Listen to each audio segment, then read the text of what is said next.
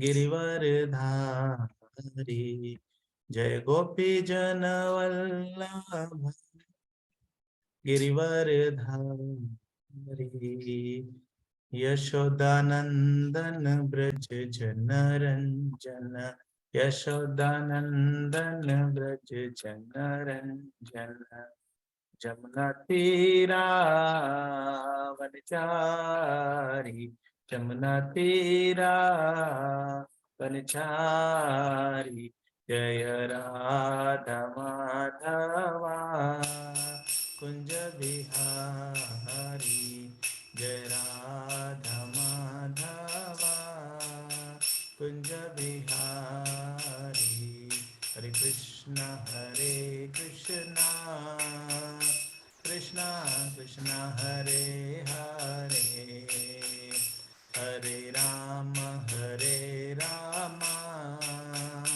राम राम हरे हरे जय प्रभुपदा जय प्रभुपदा प्रभुपदा जय प्रभुपदा जय गुरुदेवा जय गुरुदेवा गुरुदेवा जय गुरुदेवा नित्य गौर हरि बोल हरि बोल हरि बोल नित्य गौर हरि बोल।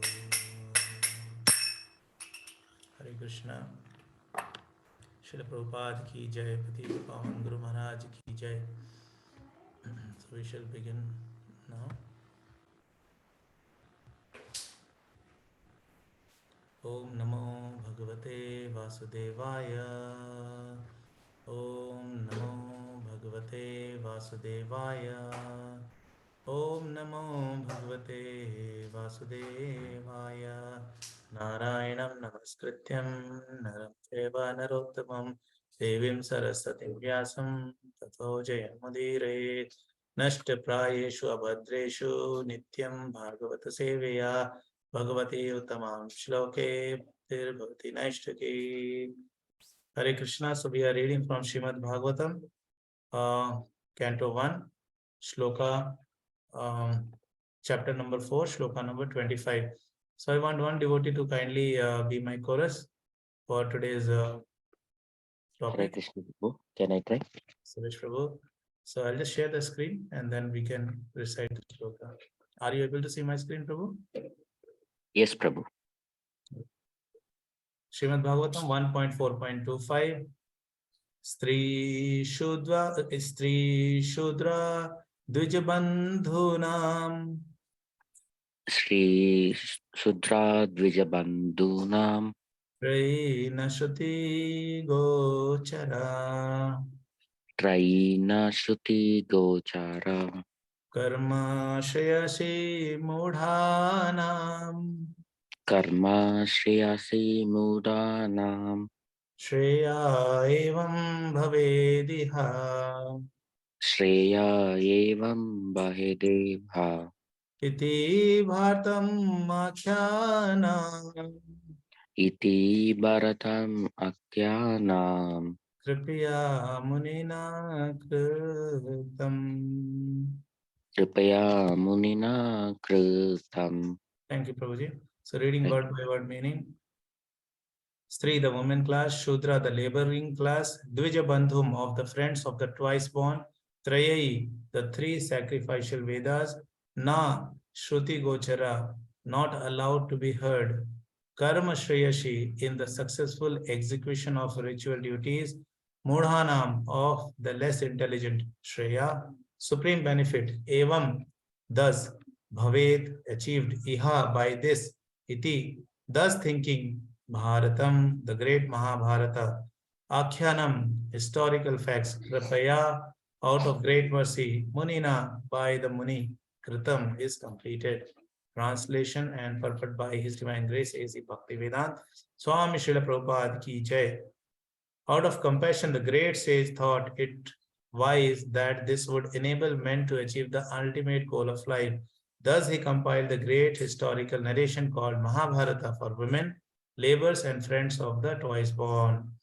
Before we go to the purport, I request all the devotees to kindly answer to this question. It's an icebreaker question for all of you. You can respond on your chat box by raising your hands.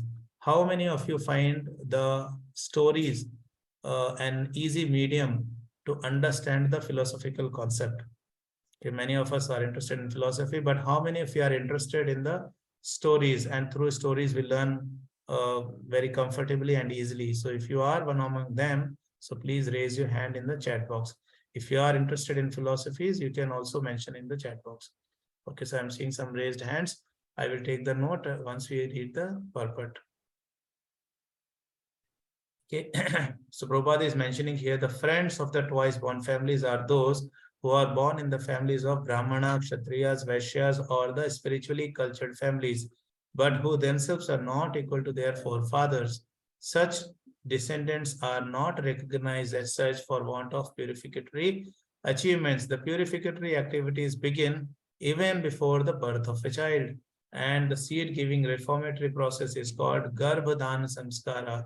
One who has not undergone such Garbhadhan Samskara or spiritual family planning is not accepted as being an actual twice born family. The Garbhadhan Samskara is followed by other purificatory processes, out of which the sacred ceremony is one. This is performed at the time of spiritual initiation. After this particular samskara, one is rightly called twice born. One birth is calculated during the seed-giving samskara, and the second birth is calculated at the time of spiritual initiation. One who has been able to undergo such important samskaras can be called a bona fide twice born. If the father and the mother do not undertake the process of spiritual family planning and simply beget children out of passion only, their children are called dvija-bandhū. And these dvija-bandhūs are certainly not as intelligent as the children of the regular twice-born families. The dvija-bandhūs are classified with the Shudras and the women class, who are by nature less intelligent. The Shudras and the women class do not have to undergo any samskaras. The Shudras and the women class do not have to undergo any samskara save and accept the ceremony of marriage. The less intelligent class of men, namely women, Shudras, and unqualified sons of the higher caste, are devoid of necessary qualification to understand the purpose of the transcendental Vedas. For them, the Mahābhārata was prepared. The purpose of Mahābhārata is to administer the purpose of Vedas, and therefore within this Mahābhārata, the summary Veda of Bhagavad Gita is placed. The less intelligent are more interested in the stories than in the philosophy, and therefore the philosophy of the Vedas in the form of Bhagavad Gita is spoken by the Lord Sri Krishna. Vasudeva and Lord Krishna are both Vyasadeva and Lord Krishna are both on the transcendental plane, and therefore they collaborated in doing good to the fallen souls of this age. The Bhagavad Gita is the essence of all Vedic knowledge. It is the first book of spiritual values, as the Upanishads are. The Vedanta philosophy is the subject matter for study by spiritual graduates. Only the postgraduate spiritual students can enter into the spiritual or devotional service of the Lord. It is a great science, and the great professor is the Lord himself in the form of Lord Sri Chaitanya Mahaprabhu, and persons who are empowered by him can intimate others in the transcendental loving service of the Lord. Om Ajnanatimirandasya Jnananjana Shalakaya Chakshurunmilitam Yena Tasmai Shri Gurave Namaha. Shri Chaitanya Manobhishtam Sthapitam Yena Bhutale Swayam Rupa Kadamayam Dadati Swapadantikam Vandeham Shri Guru Shri Yuta Padakamalam Shri Gurum Vaishnavam Sha Shri Rupam Sagrajatam Sagana Raghunathanvitam Tam Sachivam Sadvaitam Savadhutam Parijana Saitan Krishna Chaitanya Devam Shri Radha Krishna Padana Sahagana Lalita Shri Vishakhan Vitamsha He Krishna Karuna Sindhu Dinabandhu Jagatpate Gopesha Gopika Kanta Shri Radha Kanta Namastute Tapta Kanchana Gaurangi Radhe Vrindavaneshwari Vrishabhanasute Devi Pranamami Hari Priye Vancha Kalpatarubhyascha Kripa Sindhubhyev cha Patitanam Pavanibhyo Vaishnavebhyo Namo Namah. Shri Krishna Chaitanya Prabhu Nityananda Shri Advaita Gadadhara Shivasadi Gaur Bhakta Hare Krishna, Krishna Krishna, Hare Hare, Hare Rama, Rama Rama, Hare Hare. Mukam karoti vachalam pangum langayate grim yat kripaha tamam mande Shri Guru Din Karanam Paramananda Madhvam Shri Chaitanya Ishwaram. Hare Krishna. So we have got many devotees who have raised their hands. Let me just take a quick count.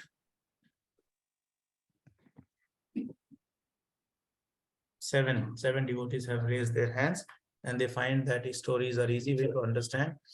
Okay, I'm not sure about others, whether you are with me or you find any other mode interesting. Anyways, so let us proceed with the topic today. So here Prabhupada is mentioning that the stories from the easy method, it becomes easy for us to understand, and that is how this concept has come up, wherein the stories are introduced, and it is mentioned that Vyasadeva is being very kind to introduce the stories for the less intelligent people. Okay.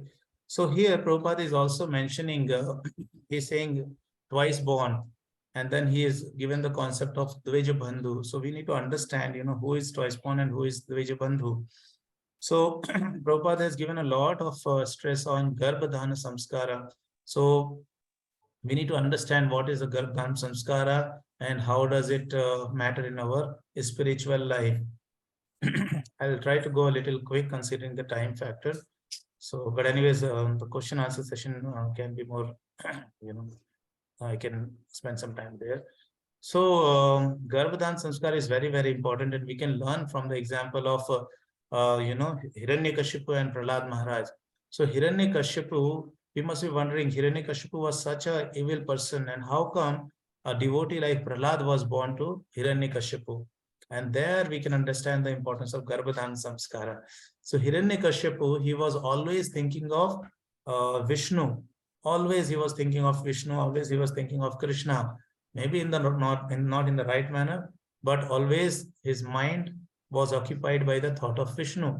So when he was uniting with his wife, that point of time, it was only Krishna in his mind, only Vishnu in his mind. And that is why we see that for such a demon, also Prahlad Maharaj was born. So that is where the Garbhadhana Sanskar comes into picture, because the Garbhadhana Sanskar means the husband and wife, they together unite and they invite a Vaishnava. And that is how the Garbhadhana Sanskar is so important. It should not be that Prabhupada is writing in the purport that it should not be an activity wherein, husband and wife, they are uniting after marriage as a lusty affair. So when they unite like that in passion, then they cannot expect, a twice born child. They can only expect a dvija-bandhū, somebody who is bonded and somebody who is not very intelligent. And that is why you see in today's world, there are very, very less people who are intelligent, because there is no Garbhadhana Samskara which is taking place. So how can they be intelligent? They are just being born like that. So when we do Garbhadhana Samskar, which means we chant a specific number of rounds, like 50 rounds of Hare Krishna Mahamantra, and then we unite. So the child which comes into the womb of the mother is a very, very Krishna conscious child, is a very, very special child. So that is where Garbhadhana Samskar is very, very important. And we can see Prahlad being born to demon Hiranyakashipu because of the father was always in the thought of Vishnu. So now the next important thing comes here, that why women are considered less intelligent, correct? And I'm very sure many people do not agree with me that why Prabhuji, women are called less intelligent, because we can see women nowadays, they are going hand in hand with the men, and they can fly a aircraft, they can climb Everest mountain, they can go deepest part in the ocean. They are everywhere. Then why are you considering women as less intelligent? So we need to understand here the very first basic concept is that the kindergarten knowledge in Krishna consciousness is that we are not the body, but rather we are a spirit soul. So who is a man and who is a woman, we need to understand. It is two different body, and based on the body, the characteristics are defined. Like men will have more strength, right? So, but women body may not have that much of strength. Okay. In the same manner, there are various differences in the body. Like man cannot give birth to a child. It is possible only by a woman. So that way men cannot match women as women cannot match men. So both are important in their respective places. So when we talk about women moving across and they are advanced, yes, they are advanced, but when here the reference is given to the philosophical knowledge, the spiritual concept, and then it is said that the women are not much intelligent. You must be wondering that in the scriptures we have several examples, right? So people who say that the scriptures, the Vedas, the Bhagavad Gita doesn't give importance to the women are wrong. Actually, if you see, a woman who excels in Krishna consciousness is considered to be most intelligent. And we have great examples. I will mention a few, but you see in the scriptures also the great examples of ladies excelling in Krishna consciousness have come. Like we have the examples of Ahilya, we had the examples of Shabari, we have examples of Mother Sita, we have example of Ravana's wife Mandodari also. We have example of Kunti Maharani. There's a book, Teachings of Kunti. So you see, they were all expert in Krishna consciousness, and that is why they were considered very intelligent. If a woman is not into Krishna consciousness, then she is considered less intelligent. And we have an example of Kekai Maharani. Kekai was very intelligent, but you see how she was tricked by another lady called Manthara. So I was listening to a lecture and Prabhuji was mentioning that, Manthara was more dangerous than a terrorist. A terrorist can kill 10, 15, 20 people, in one shot. But Manthara, she destroyed the entire family. She destroyed entire Ayodhya's, Ayodhya-vasi's happiness. Several Ayodhya-vasis felt severe pain in their heart because of this Manthara. Okay, so that is why we need to be very careful that this mantra concept can be available to us at any point of time. We need to be very careful. So KK was one example. We can see how she was, she couldn't decide what was right and wrong, and she came in the guidance of Manthara. So in today's world also we have certain bad examples, like we keep seeing from various Prabhujis this thing, and of course there are various Matajis who are advanced, but again we also get several complaints from them about the Prabhujis. So the point here is that we shouldn't be bad examples. Like one Prabhuji was sharing with me, Prabhuji, my wife, she doesn't even cook properly. She just cooks only twice a week, and then she keeps everything in the fridge, and I have to eat all that every day. So, and then she pretends to be a Krishna conscious devotee. So how can you be Krishna conscious devotee? Prabhupada says that, cook fresh, cook little. That is how the basic. And what are you offering to Krishna? My question is, if you are eating the things which are kept in the fridge for 5 days, what are you offering to Krishna? So that's not the real love. Then some Matajis, they don't cooperate with the Prabhujis in Krishna consciousness. Prabhuji says you have to get up early in the morning for japa. She says, no, don't tell all this to me. I will get up at 7 o'clock and I will do my japa. You go to office. I can do in the daytime. Why should I get up in the morning? So it is very bad because, you're not following the instructions from the senior Vaishnavas. And then, Prabhupada says women's role are very important in Krishna consciousness, because they have to bring in the next generation to Krishna consciousness, teaching the kids about Krishna consciousness. And then if you are not doing that, then that is a bad example. And then many women, they are engaged in the gossips. When they come to the temple also, they are just busy talking about their neighbors, their family, their relatives, their own problems. They never talk about Krishna consciousness. They never discuss about what is going through them, how they are spending time in Krishna consciousness, how they are wasted 10-15 years in Krishna consciousness. That is not something which they discuss about, but they keep talking about various other factors. So we should not be those bad examples. If we are, then yes, we can be considered as less intelligent. And not only women, but men also. Because Prabhupada is not saying about women, he is also mentioning clearly about less intelligent class.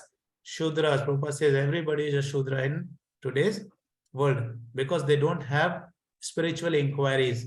They are not following what we should follow in Krishna consciousness. The purpose of human life. Prabhupada says that if samskaras are not performed, then the human is same as animal, because animals, there are no samskaras. So these samskaras are very important. Garbhadhan samskara should be considered so that you can welcome a Krishna conscious child. Our very first decision should be very, very important. And that is why we say that Krishna consciousness is very, very urgent. One Prabhuji was sharing with me that, Prabhuji, I was thinking I will read Bhagavad Gita a little later in my life. I will read Srimad Bhagavatam later. I got married, I got kids. And now I'm finding very difficult to balance Krishna consciousness and my material life because my wife doesn't listen to me. My kids are, not completely Krishna conscious. What do I do? So I told him, Prabhuji, when did you start reading Bhagavatam? He said, I was waiting so that I can settle down and then start reading Bhagavatam and Bhagavad Gita. So what happens? Now the person is reading Bhagavad Gita and Srimad Bhagavatam and he's understanding how he can marry only Krishna conscious person. Right? So if he had read Srimad Bhagavatam and Bhagavad Gita before getting into marriage, thinking that he is going to settle down, he would have made a very good choice. Choosing a Krishna conscious devotee in your life, that is the first decision we must take. Otherwise, once you get married to a person who is not Krishna conscious, your entire life is going to be very, very challenging, very, very difficult. And if you have kids, they don't listen to you, then you are going to be all the more pathetic. Then how can you preach? How can you be happy in Krishna consciousness? So that is why Krishna consciousness is very, very urgent. We must take up Krishna consciousness urgently. Why? Because it will help us to take right decisions, which will help ourselves only. Marrying a right devotee, Krishna conscious devotee, performing the Garbhadhan samskaras, welcoming important, special spirit soul in your life who can come as your child, help you in Krishna consciousness, and then you can make a simple living and high thinking. But if you don't take Krishna consciousness seriously, then we think, okay, I will make my life simple. No, it is not possible. We cannot make my life simple. So I'm coming to the last point. In 2 minutes, I'll finish. So simple living, high thinking, we say we cannot make simple living and high thinking because Arjuna is saying in Bhagavad Gita that, my dear Lord, controlling the wind is possible, but controlling the mind is impossible. So controlling one mind is so difficult, correct? But if you have a family, suppose 7 or 8, members are there in a family. So your family becomes, 7 or 8 minds together. So controlling one mind is difficult.